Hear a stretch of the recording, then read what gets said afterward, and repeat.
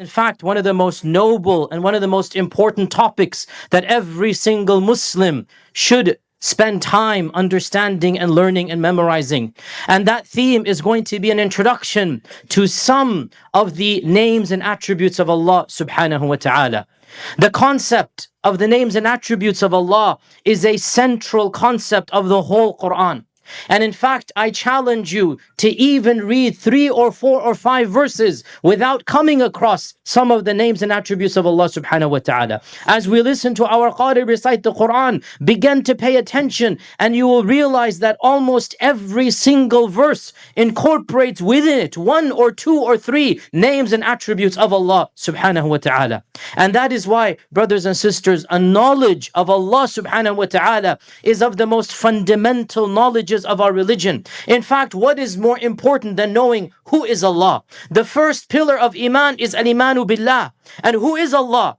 Our only source of knowledge with regards to Allah is His names and attributes. We have no other way of knowing who Allah subhanahu wa ta'ala is. And that is why our scholars mention that knowledge of Allah is half of Tawheed, and the other half of Tawheed is worshipping Allah. So all of Tawheed revolves around knowing Allah and then worshipping Allah. That's all of Tawheed. La ilaha illallah. You have to know who is Allah and then you worship Allah alone. And so in these series of lectures, inshaAllah ta'ala, we will be concentrating on introducing, in each and every single day, we will concentrate on 1 and sometimes 2 names and attributes of Allah subhanahu wa ta'ala. And realize, my dear brothers and sisters, that a knowledge of Allah's names and attributes is the most noble knowledge. There is nothing that is more sacred, more blessed than a knowledge of Allah subhanahu wa ta'ala. And that is because every knowledge gains its blessedness in proportion to the subject that is studied. And that is why the person who studies the body, the doctor, is considered to be a more prestigious job, the fact of the matter, than somebody who studies, let's say, cars, even though society needs both. But what does society give the sharaf to? What does society give the prestige to? The one who studies the human body, because the human body has a higher status than any creation of man. So what is the best knowledge? What could be more noble knowledge than a study of the names and attributes of Allah subhanahu wa ta'ala? Since Allah is the most exalted, since Allah is the most blessed, since Allah is tabaraka wa ta'ala, there is no knowledge that is more a'la, that is more blessed and more holy and more sacred than the knowledge of Allah's names and attributes. And that is why in the Quran, Allah has commanded us to learn who He is. There is a command in the Quran, i'lam and i'lamu. This means learn and know. And it occurs around 12.5 or 24 times in the Quran. And in fact, if you look at every single time Allah says i'lam and i'lamu, the majority of them are followed by a name and attribute of Allah. i'lamu anna Allah ghafur rahim. i'lamu anna Allah shadidul iqab. wa'lam anna Allah. Know that Allah, know that Allah, know that Allah.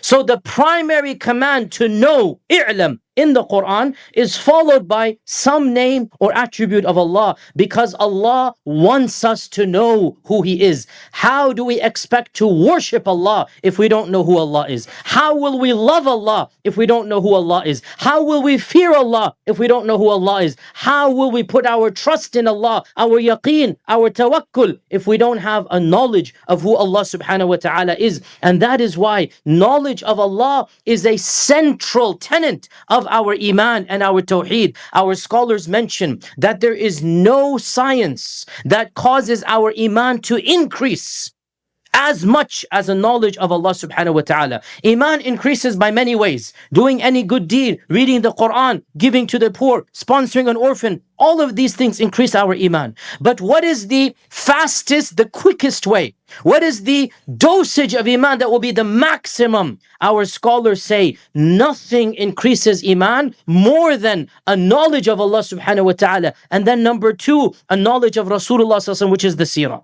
These two knowledges increase our iman like nothing else. And that is why, once again, a knowledge of Allah and His names and attributes is a central component of our worship and our belief in Allah. And in fact, if you think about it, brothers and sisters, every single name of Allah will bring about a new knowledge about Allah that we didn't have before.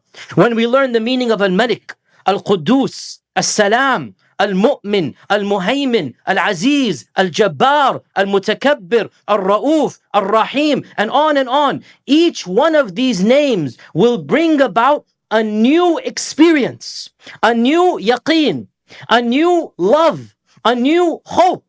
There is nothing of these names and attributes except that a knowledge of it will increase instantaneously our love of Allah subhanahu wa ta'ala. And as I said, there is nothing else that increases iman like a knowledge of Allah's names and attributes. And dear brothers and sisters, realize that our Prophet ﷺ mentioned that there is no being who loves to be praised more than Allah, and that is why He has praised Himself. You see, any one of us, when we praise anyone, that praise is half true and half not true, because none of us is perfect.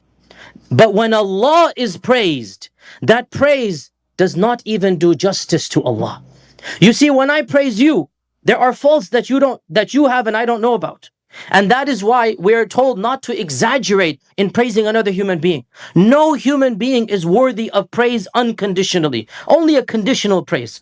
You are a kind person sometimes. Nobody can be kind always. You are a gentle person sometimes. But no one can be praised unconditionally other than one being, and that is Allah subhanahu wa ta'ala. And whenever we praise Allah, we will fall short of praising Allah. We cannot do justice in praising Allah. It is reported in the hadith in Sahih Bukhari that one of the nights of Ramadan, Aisha was trying to find the Prophet ﷺ and she couldn't find him. And her hand moved around, it was pitch dark, and she finally felt the foot of the Prophet in sajda. And she whispered in, or she listened in to what the Prophet was whispering. And he was in sajda in the middle of the night, praying tahajjud. No one else was awake except him. And he's murmuring, and he does not know that Aisha is paying attention. And Aisha overhears, and he says, Subhanaka la uhsi thana'an alayka anta kama athnayta ala nafsik. How exalted are you, O Allah! I cannot do justice in praising you. Now pause here. Who is speaking? The best human being, the most knowledgeable human being. When is he saying this? In Salat al-Tahajjud, in Sajda. Can you imagine the greatest human being doing the greatest act of worship at the greatest time imaginable? And he's in Sajda and he says, Oh Allah, I cannot do justice in praising you. La uhsi thana'an alayk. Whatever words I utter cannot do justice in who you are. Anta kama athnayta ala nafsik. Only you, O Allah, can do justice in praising yourself. So what does this got to do with the names and attributes? The names and attributes of Allah are the highest form of praise. There's nothing higher than these names and attributes. And that is why Allah reminds us in the Quran, in four times this ayah occurs in the Quran. وَلِلَّهِ الْأَسْمَاءُ الْحُسْنَى فَادْعُوهُ بِهَا. 4 different times Allah says the same thing. And to Allah belong the most magnificent and the most perfect names. Al-Asma al-Husna. I want you to memorize this phrase. Allah calls His names Al-Asma al-Husna. And al-Husna is the feminine of Ahsan. And Ahsan means, as we all know, we should all know, Ahsan means the most perfect. Hasan means good. Ahsan means the most perfect. Allah's names are not Hasan. Allah's names are not just good. Allah's names are Ahsan, the best. There's nothing more magnificent, more beautiful, more perfect, more majestic than the names of Allah. وَلِلَّهِ الْأَسْمَاءُ الْحُسْنَى. To Allah belong the most perfect, the most majestic, the most beautiful names. So what do we do with those names? فَادْعُوهُ بِهَا. Make dua to Him using those names. And one of the meanings of dua, by the way, isn't just raise your hands up. One of the meanings of dua is to worship. And so, فَادْعُوهُ بِهَا, worship Him using those names. So one of the main goals of the names and attributes of Allah is to worship Allah with that knowledge. And therefore, dear brothers and sisters, this entire series, we will be concentrating. Every day we'll do one name, sometimes we'll do two. And the final, the hadith for tonight is the beautiful hadith that really should strike us about how necessary it is to want to learn this knowledge. We should want to learn Allah's names and attributes, and being eager to learn Allah's names and attributes is a sign of Iman. It is reported in Sahih Bukhari that a Sahabi would recite Surah Al-Ikhlas in every single rak'ah. Before he began another surah, he would recite Fatiha, then Ikhlas, then another surah. And the other people complained. He was leading salah in another masjid. The other people complained and they said, we don't want you to recite Ikhlas in every rak'ah. And he refused, and he said, either you choose me and I do as I please, or you go find another imam. I'm not going to change what I want to do. So they complained to the Rasulullah sallallahu alaihi wasallam. They said, Ya Rasulullah, this guy recites Surah Al-Ikhlas every single rak'ah between the Fatiha and what he's going to recite. So the Prophet said, go back and ask him that I want to know what is his reason. Why is he reciting Ikhlas in every rak'ah? So they went back and they asked him, and he said, لِأَنَّهَا تَصِفُ الرَّحْمَنِ وَأُحِبُّ أَنْ أَقْرَأَ صِفَتَهُ. Because Surah Al-Ikhlas, it describes who is Ar-Rahman.